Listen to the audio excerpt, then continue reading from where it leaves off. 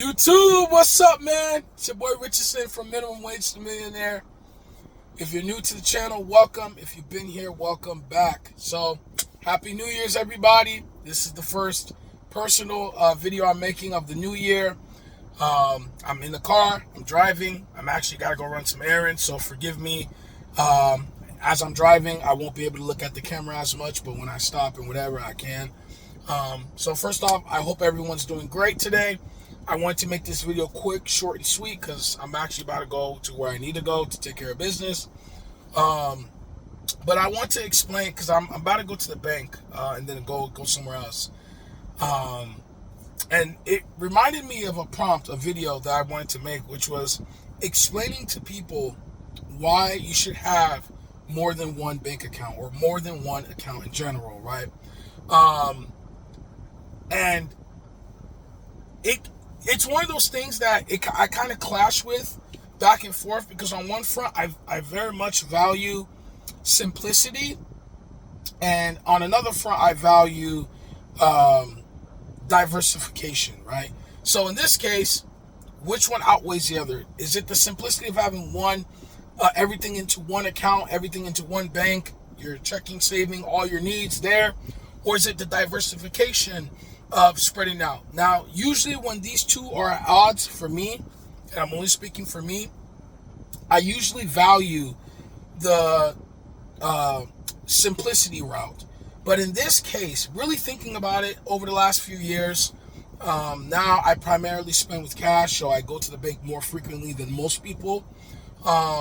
Also, a few years ago, the whole Yada Bank situation, I'm sure many of you guys know about that. If not, just to kind of give you a quick rundown, Yada Bank, which is not actually a bank, they're kind of like a front-end financial app, and they partner with a legit bank on the back end, and then there was a middle man in the middle that connected those two, right?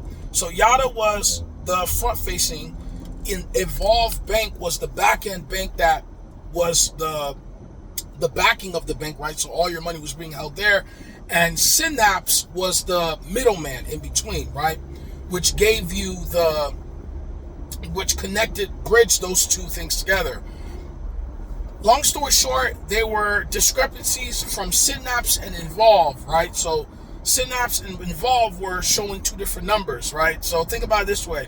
If it was me, you, and let's say a mutual friend, and you're the middleman, the mutual friend is my backer, and then I'm at the front. And you and the middleman, you're saying that, oh, we should have $200 in this, fund.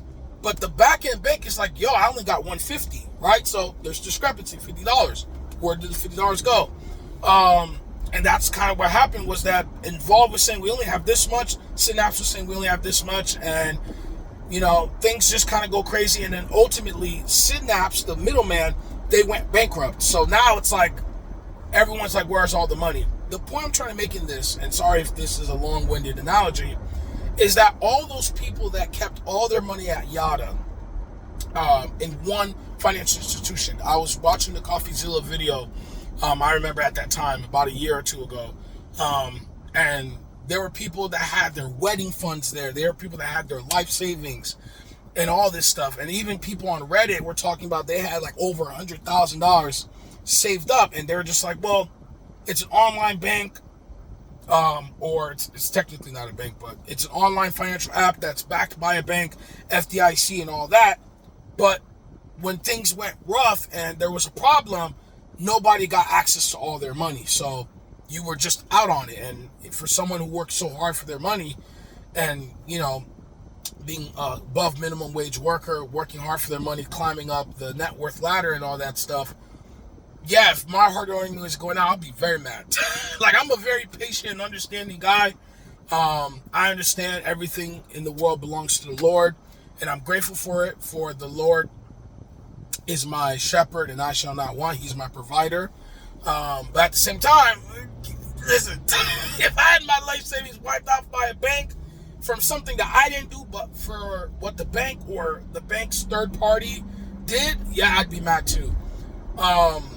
So looking at those situations all together, it made me realize the importance of having all your money spread out, at least with 2 or more banks. Now, of course, this is not financial advice. I'm not telling you what to do with your money. I'm just revealing to you what I'm doing with my money. So, having 2 or more bank accounts, I have, I think 3 accounts technically. I have 2 traditional banks for very specific reasons, and then I have an online bank where I hold most of my emergency fund and my long-term savings because they pay higher interest. So, and the great thing is that when you have two or more bank accounts, if there's fraud or any cyber attacks or anything like that, so it doesn't even have to be financial mishaps of your money. It could be cyber attacks, it could be fraud or attempted fraud on your account, and your account gets locked for a period of time because they're currently going through the whole motions and investigating and seeing what went wrong.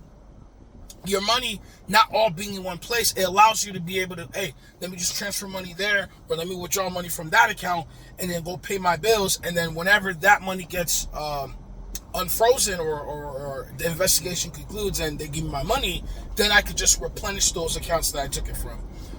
And in my opinion, that it's one of the few times that I'm going to value diversity over simplicity, but I think that is an option that a lot of people should look into. So again, whether it's 2 traditional accounts, traditional online, maybe 2 online banks, whatever works for you. Again, I do cash envelope budgeting. So about 80 to 90% of my spend, I use actual cash. So for me, I'm personally going to have some traditional banking because a lot of these online banks, yeah, they partner with like ATM, like Ali Point and stuff, but I kind of like going to an actual bank ATM, and then if I need to withdraw more than the ATM amounts normally would allow me, then I could just always go inside. Like, I just kind of like that peace of mind. Or if there's any complications with the ATM and my money gets stuck or jammed, sorry guys, I got a call. My ATM, my money were to get stuck or jammed, I could just go inside the banking and try to have that resolved. So that's it. That's all I want to say. I'm actually about to arrive at the place. Just in summary, think about having more than one bank account, not keeping all your eggs in one basket. And make sure the banks, of course, do your vetting, do your research. Make sure they're good sounding banks. Make sure they're not these like banking financial apps that only do banking on the front end, but not on the back. But they actually have what's known as a banking charter, meaning they handle all the banking on their end, ideally, so that way there's less counterparty risk and more safety with your money that way. And yeah, that's all I gotta say. Thank you guys. It's Richardson from Minimum Wage to Millionaire, signing out. Peace.